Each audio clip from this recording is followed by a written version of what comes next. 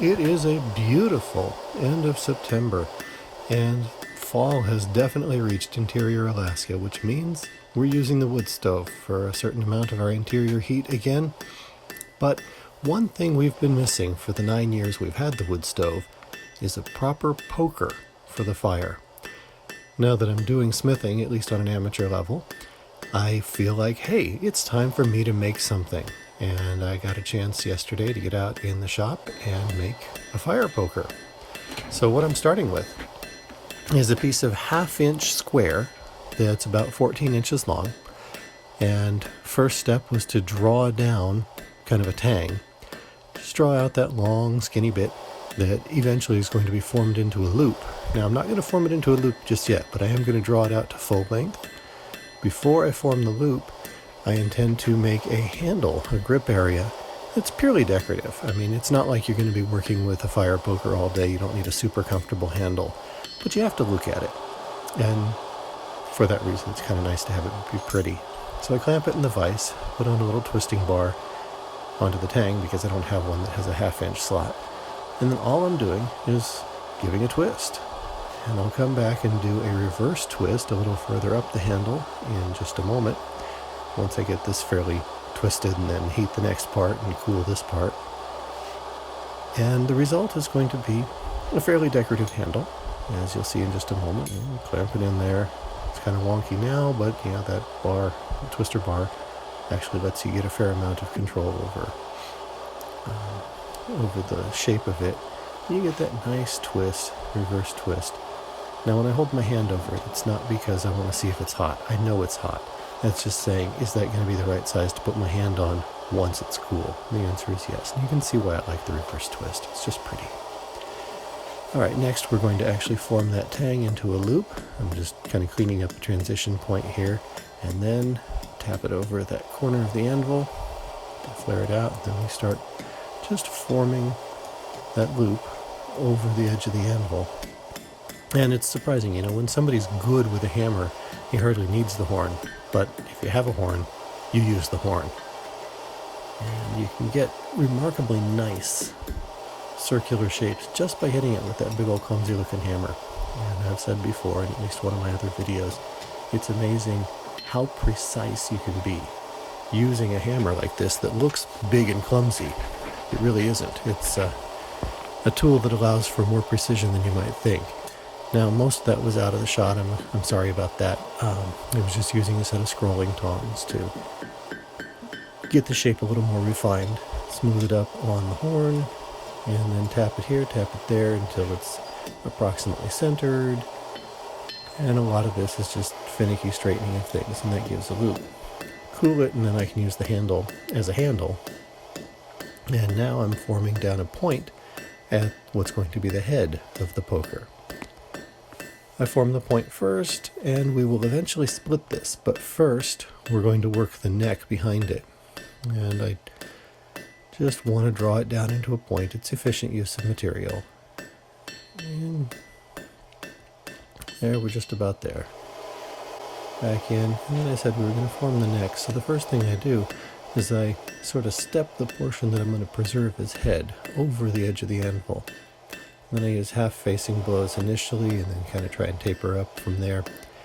I'm no expert at this. There are much better smiths out there, much better smiths on YouTube. Much worse ones too, so be warned. I don't consider any of my videos to be a how-to video. Rather, I consider them to be a how-I-did-it video. So you can learn a lot from watching mistakes that people make. You can also learn a lot from good instruction. I prefer just to narrate it and say, here's what I did. You figure out for yourself whether it's good or not. And here, I'm using the horn of the anvil for drawing out. It's actually a really good use for the horn. Just in case somebody didn't know that that's part of the point of the horn, is drawing out. You end up with some of the effect of fullering or using the cross peen, but without all of the rather gnarly, deep gouges. It moves the metal primarily in one direction, lengthwise in this case, and not as much side-side, whereas just hitting with the face on the face of the anvil, face of the hammer, face of the anvil, you end up spreading in all directions equally.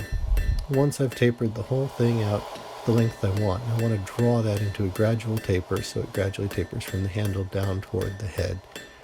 Then in a moment I'll be going back and, right here, and squaring off, or knocking off the square corners, turning it into an octagon, almost round. A hammer finished octagon is pretty close to a hammer finished round shape, and that's kind of a nice transition from the square to a roughly round. And just evidence of actual smithing. A lot of fire pokers you buy in the store are just extruded steel that has bits welded on or riveted on, and they're fine, but not that exciting. Here's a shot of the inside of my forge. I just keep pushing what I can do with 2 fire bricks and a little torch. And this is not my only forge, but it is the one I use most. And so far, it has surprised me continually how much I can do. Here I'm flattening down the head because I've got the taper I want in the shaft. It's a fairly short poker, you probably noticed by now. If you're used to a fireplace poker, this one is probably 8 to 10 inches shorter than what you're used to. But since I'm poking stuff inside a wood stove, not in a big fireplace that you can park a Volkswagen in, this is plenty for me.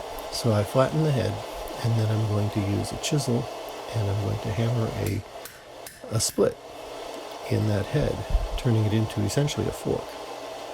Now this took several heats to do with the chisel. You can see a piece of sacrificial steel underneath, because eventually the chisel does drive through that hot steel head, and when it does, I really don't want it to mark the surface of my anvil. That would just be awkward. So, working through it, just getting it chopped through. The holdfast is a wonderful tool. Now I've got a fork, so I spread the tines of the fork sideways to one another just so I can get at the chiseled surface with a file.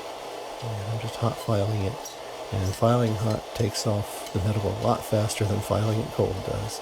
I'm just trying to get the rough and ragged bits off. They don't actually affect the function of a fireplace poker, but they sure affect the aesthetics, and it only takes a moment. Heat it up, get back onto the anvil, and now that fork is turning into a point and a hook. Now, I've got only one heat to do this, because that little fire brick forge that I showed you earlier doesn't quite have a big enough opening for me to put this poker in when the hook is formed like this. It just sticks out way too wide.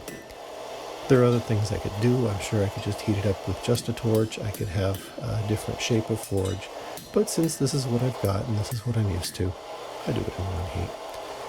Now it's time to put my maker's mark on. So we're just going to make a quick tap with the touch mark. There it is. And then we'll finish with a little bit of wire brushing. And that makes a basic but fairly nice fire poker.